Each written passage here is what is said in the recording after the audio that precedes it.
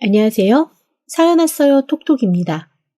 구독과 좋아요, 알림 설정 꼭 부탁드립니다. 그럼 오늘의 이야기 시작해 보겠습니다. 꿈 같은 신혼여행이었습니다. 우여곡절 끝에 한 결혼이라 더 꿈 같았던 것일지도 모르겠어요. 제가 진짜 거지 같은 전 남친 때문에 너무너무 고생을 했거든요. 제 전남친은 좋게 말하면 몹시 양반 같은 타입이었고, 나쁘게 말하면 아무것도 책임지지 않고 싶어 하는 사람이었습니다. 연애할 때는 그냥 그게 편하고 좋았어요. 몰랐던 거죠. 제가 뭘 하자고 해도 다 그래 네 맘대로 해 라고 얘기를 해주니 저로서는 제 말 잘 들어주는 착한 남자다라고 생각을 할 수밖에 없었습니다. 그런데 그 남친이 조금씩 변하기 시작한 건 연애하고 3년쯤 지난 후부터였습니다. 어느 날부턴가 저한테 이렇게 말을 하더라고요. 너는 참 좋겠다. 나처럼 네 말이라면 납작 엎드려서 다 그래 그래 해주는 남자친구가 있어서. 그게 무슨 말이야? 자기가 의견을 내질 않으니까 그냥 내가 알아서 하는 거지. 나도 자기가 의견 내면 자기 말대로 따를 수 있어. 뭐야? 지금까지는 다 지 맘대로 해서 좋다고 하더니만 너 그래서 말인데 우리 결혼하면 네가 우리 집 가장을 하는 건 어떨까? 그건 또 무슨 말이야? 너는 네 맘대로 네가 다 하고 싶어 하는 애니까 그냥 네가 우리 집 가장으로서 나를 잘 이끌어 달라 이거지. 그럼 당신은 뭐 할 건데? 나야 뭐 지금처럼 회사 다니며 취미생활 하면서 그냥 네가 해준 밥 먹고 그러고 살면 되지 않을까? 그 말을 듣고 순간 소름이 확 돋았습니다. 그 말인즉슨 자기는 지금처럼 자기가 살고 싶은 대로 살 테니 저한테 서류상으로 약조한 도우미가 되라는 거나 다름없잖아요.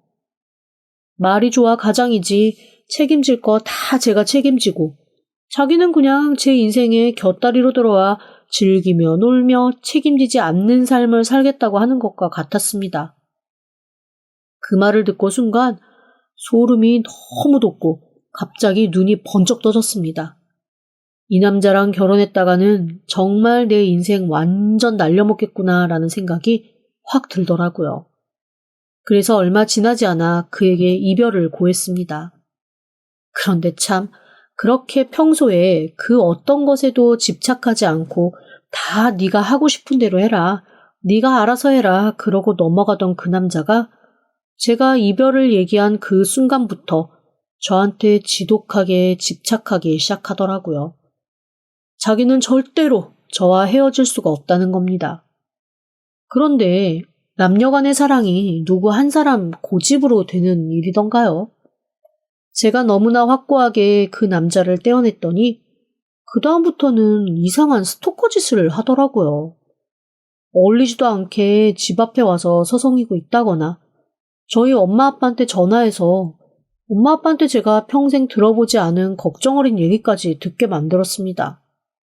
하지만 그러면 그럴수록 저는 그 사람에 대해 더 정이 뚝 떨어지고 말았죠. 그렇게 1년 정도 엄청 고생하면서 간신히 헤어지고 나서 다시는 남자도 만나기 싫다라는 생각이 들 때쯤 지인의 소개로 지금의 남편을 만나게 되었습니다. 사실 그렇게 친한 지인은 아니었어요. 중간에 전 남친이 애매하게 껴있기도 한 건너 건너 아는 사람이었거든요. 그런데 어느 날 갑자기 연락이 와서 저한테 너무나 잘 어울릴 것 같은 남자가 있다며 꼭 한번 만나게 해주고 싶어서 연락했다는 거예요. 처음엔 좀 이상했죠. 1년에 한두 번 연락을 할까 말까 하던 그런 사람이 저한테 전화해서 그렇게 적극적으로 누군가를 소개시켜주겠다고 하는 게 말이죠. 그런데 만나보고 나서는 생각이 바뀌었습니다. 소개해준 남자가 정말 괜찮은 남자였거든요. 일단 부모님도 너무 훌륭하셨고 남자도 너무 괜찮은 사람이었습니다. 그래서 제가 한 번은 그 친구한테 이렇게 물어본 적이 있어요. 아니, 이렇게 괜찮은 남자를 왜 네가 안 사귀고 굳이 나한테 소개를 해줬어? 그때 당시 저는 세상 모든 것에 대한 의심이 가득하던 때라 당연히 물어볼 수밖에 없는 질문이었죠.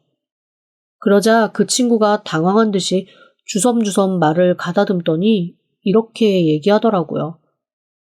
내가 잠시 짝사랑을 하긴 했어. 그런데 너도 알다시피 저 사람이 누구한테 쉽게 마음 주는 사람이 아니잖아. 그래서 이거는 안 되는 사이인가 보다. 그냥 좋은 친구라도 되어야지라는 생각을 한 거지. 나 진짜 지금은 아무런 마음 없어. 오해하지 마. 그 얘기를 듣고 사실 조금 찜찜하기는 했습니다. 그래서 당시 사귀던 남편에게 슬그머니 물어봤어요. 혹시 그 친구랑 무슨 관계가 있었냐고 말이죠. 그러자 남편이 화들짝 놀라며 절대 그런 거 없다고. 자기는 지금 제 얘기를 통해 그 아이가 자기한테 마음이 있었다는 걸 알았지? 그전에는 조금도 눈치 못 챘다고 하더라고요. 하긴 제가 사귀어 본 결과 남편은 몹시 외골수인데다가 눈치도 없는 타입이어서 아마 누가 대놓고 당신이 이러이러해서 좋습니다 라고 말하기 전까지는 눈치 못 챌 사람이기는 했습니다. 어쨌건 저를 소개시켜준 그 친구가 자기는 이미 마음 접었다고 했고 무엇보다 남편 쪽에서 조금도 마음이 남아있지 않은 게 확실했기 때문에 저는 마음 편하게 연애를 시작할 수 있었죠. 하지만 연애가 마냥 순탄한 건 또 아니었어요. 정말 작년에 왔던 각설이 죽지도 않고 또 왔네 라는 말이 너무나 잘 어울리는 제 전남친 때문이었죠.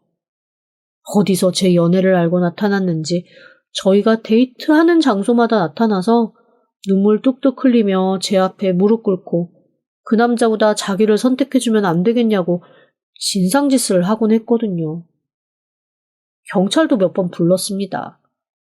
오죽하면 제 남자친구가 제 전남친의 멱살을 잡고 주먹 한 대 날린 적도 있었다니까요. 자기는 맞아도 상관없으니 저만 다시 자기한테 보내달라고 하는데 그때부터는 살짝 공포스럽더라고요. 이러다가 제 인생 동안 평생을 쫓아다니며 이 인간이 나를 괴롭히지 않을까 겁이 더럭 났습니다. 그렇게 처음 연애 시작하고 6개월 정도는 제 전남친 때문에 데이트도 마음껏 밖에서 못하는 그런 상황이 벌어졌어요. 뭐 그 덕엔 남편과 더 돈독해지기는 했죠. 그런데 어느 순간 저를 포기했는지 더 이상 제 앞에 나타나질 않더라고요. 몹시 다행이다 싶었습니다. 이후에 그걸로 제 남자친구가 한동안 얼마나 저를 놀려댔는지 모릅니다. 스토커 있는 무시무시한 인기의 여자를 자기가 만나고 있다며 빙빙 돌려가며 놀리는데 정말 듣기도 싫고 다시는 그런 일이 없기를 바라면서 남자친구한테 그런 얘기 하지도 말라고 성질을 한번 낸 적도 있었다니까요. 그렇게 저희는 나름의 우여곡절을 겪고 2년간의 뜨거운 연애를 한 끝에 결혼을 하게 되었습니다. 사실 결혼식장을 잡으면서도 몇 번 섬뜩한 일은 좀 있었어요. 저랑 남편이랑 결혼식장 투어를 하고 나오는데 멀찍이 서 있는 제 전남친을 발견했거든요. 너무 놀라서 제가 꽥 소리를 지르자 그 전남친이 화다닥 달아나는 것까지 봤습니다. 제가 혼자 덜덜 떨며 남편한테 이렇게 얘기했어요. 만약에 결혼식 날 와서 깽판 치면 어떡하지? 나 그러면 진짜 미쳐버릴 것 같은데. 우리 이 결혼식장 말고 다른 결혼식장으로 전화로 정하자. 뭘 그렇게까지 해. 그냥 결혼식장 경비하시는 분들한테 이런 사람이 오면 그냥 좀 막아달라고 부탁하면 되지. 어디서 어떻게 어떤 방식으로 들어올 줄 알고. 나 갑자기 공황 올 것 같아. 그럴 거 없어. 내가 다 알아서 할게. 그렇게 저는 무엇보다 행복해야 될 결혼식 날 혹시 전 남친이 와서 깽판을 부리지 않을까 내내 불안해해야만 했습니다. 다행히 전 남친은 결혼식장에 오지 않았어요. 대신 저와 남편을 소개시켜줬던 그 친구가 내내 와서 제일 앞자리에 앉아서 저희를 뚫어지게 바라보았죠. 그거는 또 그거대로 기분이 나쁜 경험이었습니다. 꼭 자기가 무슨 친정엄마나 시어머니나 되는 듯이 처연하고 슬픈 얼굴을 한 채 뚫어지게 저희를 바라보고 있는데 이거는 결혼식이 아니라 무슨 감시당하는 느낌이었다니까요. 어쨌건 그 둘만 빼고는 모든 것이 다 무난하고 만족스러운 결혼식이었습니다. 친구들도 모두 너무나 자기 일처럼 기뻐해 주었고 저는 성품 좋으신 시부모님, 그리고 너무 귀여운 여동생 같은 시누이, 거기에 친남동생 했으면 정말 좋겠다라는 마음이 드는 시동생까지 정말 완벽한 가족을 하나 얻은 느낌이었습니다. 그렇게 결혼식을 마치고 친구들과 간단하게 피로연처럼 자리를 마련했을 때 일입니다. 한 친구가 저를 보더니 머뭇머뭇 슬그머니 눈짓을 하더라고요. 신랑 빼고 단둘이 얘기하자는 그런 느낌이었어요. 그래서 제가 신랑에게 잠깐 화장실 좀 다녀오겠다며 슬그머니 자리를 비켰고 얼른 그 친구가 저를 따라 나와서 화장실로 쫓아 들어오더라고요. 왜? 무슨 일인데? 뭐 할 말 있어? 아니, 네 전남친. 야, 이 좋은 날 그 재수없는 얘기는 왜 해? 아니, 그게 아니라 아까 결혼식장 왔던데 못 봤어? 뭐라고? 나 못 봤는데? 그 화상이 왔다고? 나도 처음에는 긴가민가 했어. 그런데 엄청 잘 차려입고 왔더라고. 나 처음엔 다른 사람인 줄 알았거든? 지금까지 본 모습이 아니더라고. 그리고 어떤 여자랑 엄청 친근하게 얘기하고 있길래 처음엔 그냥 우리는 신랑 쪽 지인 커플인가 보다 하고 넘어갔는데 자세히 보니까 네 전남친이잖아. 야, 진짜 기절 촉풍하는 줄 알았다. 옆에 여자가 있었다고? 진짜? 어떤 여자? 모르겠어. 친구들 앉는 테이블에서 못 봤거든? 근데 보통 사이는 아닌 것 같았어. 엄청 다정하더라고. 그래서 내가 이 얘기를 해주는 건 걔도 여자친구 생긴 것 같으니까 그냥 너 다 잊고 안심하고 살라고.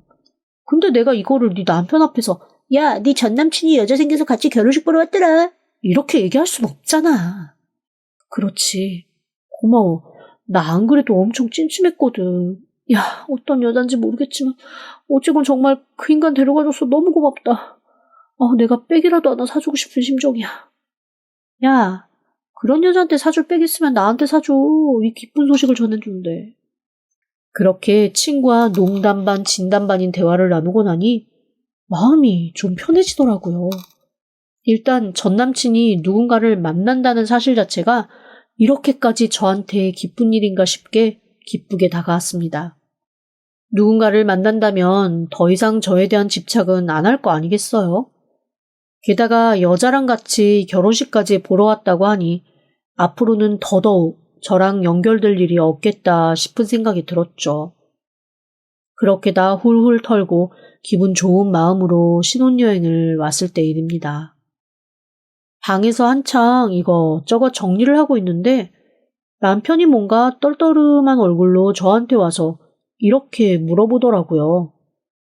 우리 신혼집 문을 안 잠갔나? 그게 무슨 말이야? 어제 아가씨가 뭐 물건 하나 갖다 놓겠다고 해서 비밀번호는 알려줬었는데? 그래? 그럼 걔가 뭘 안 잠갔나? 아니, 신혼집에 홈캠 설치해놨었잖아? 그런데 홈캠에 지금 뭔가 움직임이 감지됐다고 훅 뜨길래. 아가씨가 있는 거 아니야? 아가씨가 우리 오기 전에 뭐 준비해놓는다고 나한테 그런 얘기는 한 적이 있었는데? 그래? 기다려봐. 연락 한번 해보지 뭐. 의아한 얼굴로 남편은 시누이에게 전화를 했습니다. 그러자 시누이가 자기가 뭐 갔다 왔다 뭐 이런 얘기를 하는 것 같더라고요. 남편이 문단속 잘 하고 나오라면서 몇 가지의 잔소리를 좀 하는 것 같았습니다. 그리고는 살짝 투덜거리더라고요.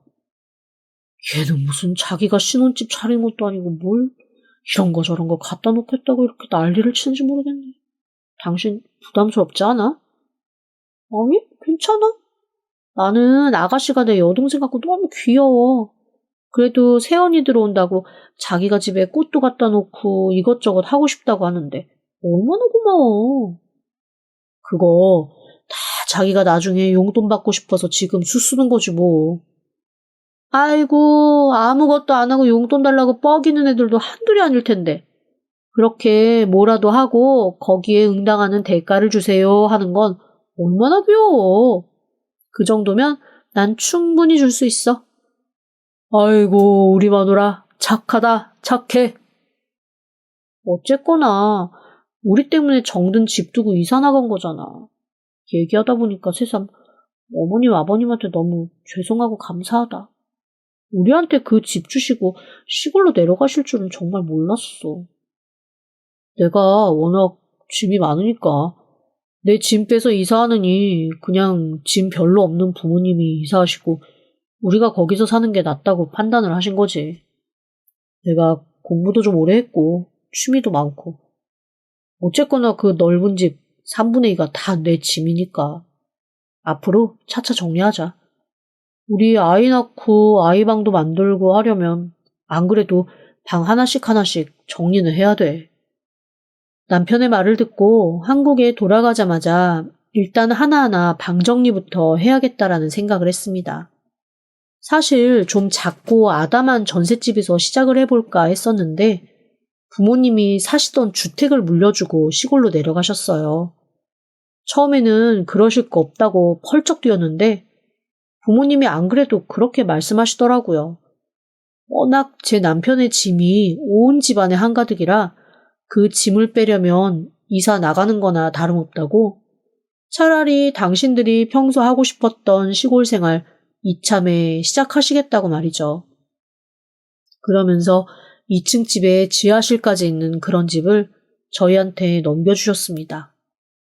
물론 아예 처음부터 다 넘겨주는 건 안 되고 5년간 저희가 매달 50만 원씩 월세를 드리기로 했어요. 그것도 제가 너무 죄송해하니까 그냥 생활비 겸 용돈 겸 그렇게 받겠다고 하신 것 같더라고요. 서울 시내 한복판에 그 큰 집을 월에 50만 원만 내고 살 수 있다는 건 정말 큰 행운이잖아요. 감사하다고 넙죽 받기는 했는데 한편으론 너무 죄송하기도 하고 그래서 제 마음 한구석에 일단 집이라도 깨끗하게 관리하면서 살자라는 마음을 가지고 있었습니다.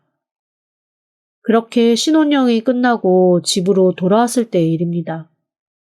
부모님이 이사 가시면서 함께 살던 아가씨와 도련님도 각자 집을 얻어서 독립을 했거든요. 저희 부부 때문에 온 가족이 다 삶의 터전으로 옮긴 것 같아서 한편으론 미안하고 한편으론 고마운 마음도 가득했습니다.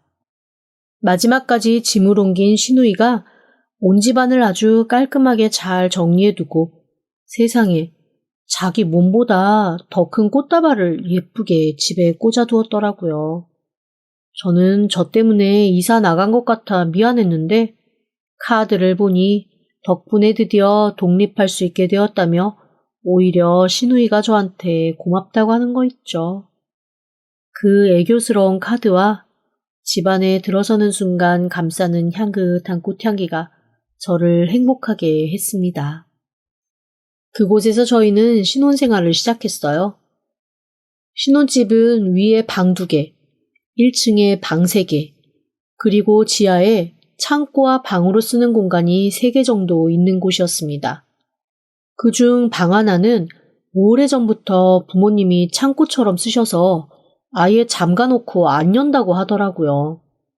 부모님이 이사를 가실 때도 그곳엔 이것저것 잡동사니가 너무 많아 부모님도 지금은 건드리기가 좀 힘드니 저희가 꼭 필요한 거 아니면 그냥 없는 공간인 셈 치고 잠근 채로 둬줬으면 좋겠다고 하셔서 그러시라고 했습니다.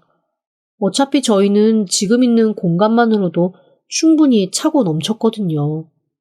그렇게 잠겨있는 공간 하나를 뺀 나머지는 모두 저희가 차근차근 정리를 해서 쓰기로 했습니다. 아이고, 그런데 정리를 시작하다 보니 왜 부모님이 남편 짐 꾸려서 이사 내보내는 게 아니라 당신들이 나가셨는지 알겠더라고요. 외국에서 오랫동안 공부를 하고 들어온 남편은 정말 독서를 좋아하는 독서광이었습니다. 엄청 가득한 책들이 켜켜이 쌓여서 벽처럼 쌓여 있는데 언뜻 봐도 수만 권은 될 것 같은 책이더라고요. 이 책 정리만 해도 1년은 걸리겠다라는 생각이 들 정도로 엄청 거대한 책더미였습니다. 게다가 지하에 그 책이 있다 보니 쾌쾌한 곰팡이 냄새도 나고 이거 혼자서는 오래 앉아서 하기가 좀 어렵더라고요. 매일매일 조금씩 해야겠다라는 생각으로 책을 조금씩 정리해서 옆으로 치우고 있는데 어라? 분명 남편은 밖에 쓰레기 봉투를 사러 나가겠다고 나갔는데 뭔가 부시럭거리는 소리와 함께 시선이 느껴지는 겁니다. 화들짝 놀라서 돌아봤죠. 제가 돌아본 곳에는 아무것도 없었습니다. 고개를 갸웃하는데 통통 걸음소리와 함께 남편이 내려왔습니다. 제가 남편에게 언제부터 거기 있었냐고 뭔가 시선을 느낀 것 같다고 했더니 남편이 고개를 갸웃하다가 이렇게 얘기하더라고요. 여기가 지하라서 가끔 고양이 같은 애들이 들어와서 좀 왔다 갔다 하기는 해. 예전에 책더미 사이에서 한번 고양이 새끼들을 발견한 적도 있었거든. 그래서 그다음부터는 사실 고양이 똥이 책을 상하게 할까봐 여기저기 잘 막아놓긴 했는데 모르지 뭐 혹시 또 고양이가 들어왔을지. 그래? 고양이는 아닌 것 같았는데. 일단 알았어. 그렇게 남편의 말을 듣고 일단 그날은 넘어가기로 했습니다. 그런데 그날 이후로도 계속 뭔가 이상한 시선이 저한테는 느껴지기 시작했습니다. 그냥 넘어가기에는 제가 노이로제가 걸릴 것 같아서 못 견디겠더라고요. 그리고 결정적으로 제가 뭔가 의도적으로 놓아두었던 물건들이 조금씩 위치가 바뀌어 있는 것 같은 느낌도 받기 시작했습니다. 분명 이 집에 저희 말고 다른 존재가 있는 게 분명했어요. 남편에게 얘기를 해봤지만 남편은 고개를 갸웃하며 제가 안 그래도 너무 불안해해서 회사 나갔을 때 계속 홈캠으로 살펴보는데 항상 저만 찍혀 있다라고 얘기를 하더라고요.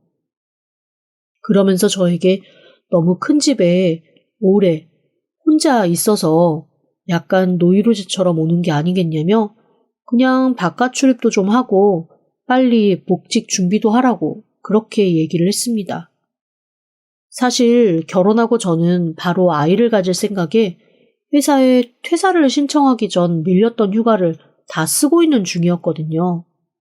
그런데 남편이 아이 급한 거 아니니까 퇴사 신청 철회하고 휴가 다 쓰면 복직하는 방향으로 한번 얘기해보라고 그렇게까지 말을 하더라고요. 제가 이 집에 혼자 있으면서 불안해하는 게 영 마음에 걸렸던 모양입니다. 어떻게 해야 되나 고민하면서 또 며칠이 지났습니다. 그런데 슬슬 회사에도 복직인지 퇴사인지 정확하게 말을 해줘야 되던 차에 정말 깜짝 놀랄만한 일이 벌어지고 말았습니다.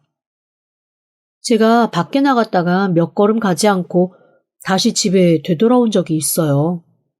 핸드폰을 집에 놓고 갔거든요. 그런데 집 문을 열고 딱 한 발짝 내딛는 순간 뭔가 우당탕 쿵탕 소리와 함께 타다닥 발소리가 들리는 거예요. 그 순간 너무 무서워서 그대로 다시 집 밖을 빠져나와 주랭랑을 치고 말았습니다. 그리고 가게에서 전화를 빌려 남편에게 울면서 전화를 했죠. 그랬더니 남편이 홈캠에 아무것도 찍힌 게 없다며 저한테 정말로 소리를 들었냐고 몇 번이고 캐묻더라고요. 제가 너무 억울해서 남편에게 평생 한 번도 하지 않은 짓을 했습니다. 버럭 소리를 질렀어요. 내가 들었다니까! 왜 내 말은 안 믿어? 나 미친 거 아니라고! 정확하게 들었다고. 누군가가 분명히 있었다니까? 그러자 그제야 남편도 뭔가 이상하다 싶었는지 시부모님께 연락을 하고 경찰에도 연락을 하고 급하게 집으로 달려왔습니다. 하지만 집안에선 그 어떤 흔적도 발견할 수가 없었어요. 그저 제가 놓고 간 핸드폰 하나와 그 옆에 쓰러진 물컵만 있을 뿐이었습니다. 그런데 그 물컵 제가 꺼낸 적이 없거든요. 제가 물컵을 꺼낸 적이 없다고 정말로 홈캠에 아무것도 찍히지 않았냐고 묻자 남편이 고개를 갸웃하며 그러더라고요. 사실 여기는 홈캠이 찍히지 않는 사각지대 자리기는 해. 잠깐만, 그렇다면 정말로 뭔가가 있는 건가? 그때부터 온 집안을 다 뒤집어 엎는 대대적인 수색이 시작되었습니다. 하지만 그 어디서도 사람의 흔적은 없었어요. 5시간이 넘게 온 집안을 샅샅이 10명이 넘는 사람들이 뒤지고 난 후에 아무도 없다는 결론이 난 그때 신우이가 고개를 갸웃하며 잠겨있는 창고방을 흘낏 보더라고요. 그런데 저긴 왜 아무도 안 열어봐? 야, 저기는 밖에서 이렇게 잠겼는데 저걸 굳이 열 필요가 있냐? 그러자 신우이가 머뭇머뭇하면서 이런 얘기를 하더라고요. 저기 개구멍 있어. 모두가 깜짝 놀라 신우이를 바라봤습니다. 그러자 신우이가 쭈뼛쭈뼛하며 털어놓은 말은 놀라웠습니다. 아니, 우리 어렸을 때 큰 잘못하거나 그러면 엄마 아빠가 저기 가둬놓고 벌 줬잖아. 그런데 그때 큰오빠는 맨날 장남이라고 먼저 풀어주고 오빠한테 대든 나랑 작은 오빠는 계속 저기 1~2시간씩 갇혀 있었단 말이지. 우리가 거기 가만히 갇혀 있을 애들이 아니지 않았겠어? 나랑 작은 오빠랑 밖으로 통하는 개구멍 만들어뒀었거든. 나무 판자로 된 문인데 그 문을 열고 계단 2개만 올라가면 마당이 나와. 그 마당 통해서 집안도 왔다 갔다 할 수 있고. 그제야 깜짝 놀란 시부모님이 조용히 눈짓을 하며 자물쇠 비밀번호를 눌렀습니다. 그리고 철컥 열리는 순간 저는 그 자리에서 기절해버리고 말았습니다. 거기에 온갖 살림살이 가득한 작은 집이 하나 꾸려져 있었고 그곳에 저와 남편을 소개시켜줬던 그 지인이 당황한 얼굴로 저희를 보고 있더라고요. 그 얼굴을 확인하는 순간 저는 바로 기절해버렸고 이후 이야기는 제가 기절해서 깬 후 남편에게 들은 얘기입니다.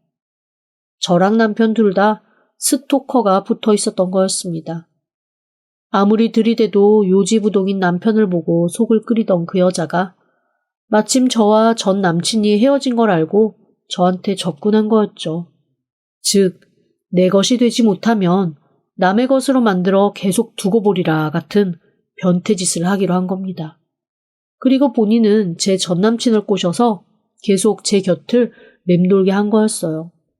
한마디로 정신병인 거죠. 자기가 좋아하는 남자를 지켜보려고 자신의 지인인 저를 그 남자와 결혼하게 만들고 제가 버린 전 남친은 도구처럼 쓰려고 옆에 두고 그러다 결국 저희 집에 숨어들기까지 한 겁니다. 제가 없는 동안 온 집안을 다니면서 그 여자가 킁킁거렸을 생각을 하니 소름이 돋았습니다. 게다가 저희 집에 홈캠 설치해준 인부들 중 하나가 제 전남친이었던 거 있죠? 교묘하게 사각지대를 만들고 그 인간 역시 홈캠으로 저를 지켜보고 있었던 겁니다. 저는 그 얘기를 듣고 태어나서 가장 큰 분노에 휩싸였습니다.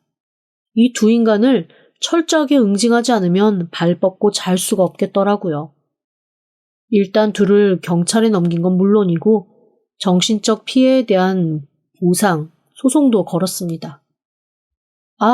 그리고 역시나 기암하게 놀라신 시부모님은 큰 돈을 들여 온 집을 다 리모델링 해주셨어요. 남편은 오랜 시간 아껴왔던 책을 미련 없이 죄다 기증하거나 갖다 버렸고요. 사람 다닐 수 있는 개구멍은커녕 쥐새끼 한 마리도 왔다 갔다 하기 힘들게 싹 다 고쳐버렸죠. 뒤늦게 아차 싶었는지 제 전남친도 남편의 스토커도 싹싹 빌었지만 이미 그들이 숨어있던 공간 안에 증거가 너무 가득해서 이건 뭐 빼도 박도 못하게 실형으로 갈 수밖에 없었습니다. 저희는 그 둘의 처벌과 더불어 혹 세상 밖으로 나오더라도 저희 곁에는 얼씬도 못하게 적금 금지까지 신청했어요. 꿈 같은 신혼이 악몽이 될 뻔했지만 그래도 일찍 발견해서 다행이라면 다행일까요? 그 덕에 남편과 저는 더 돈독해지기는 했습니다. 비슷한 인간들에게 당한 측은지심이 서로에게 발동되어서 말이죠. 지금까지 들어주셔서 감사합니다. 구독과 좋아요, 알림 설정은 사연 왔어요 톡톡에게 큰 힘이 됩니다. 지금 바로 구독 부탁드립니다. 그럼 다음 사연으로 또 찾아오겠습니다. 감사합니다.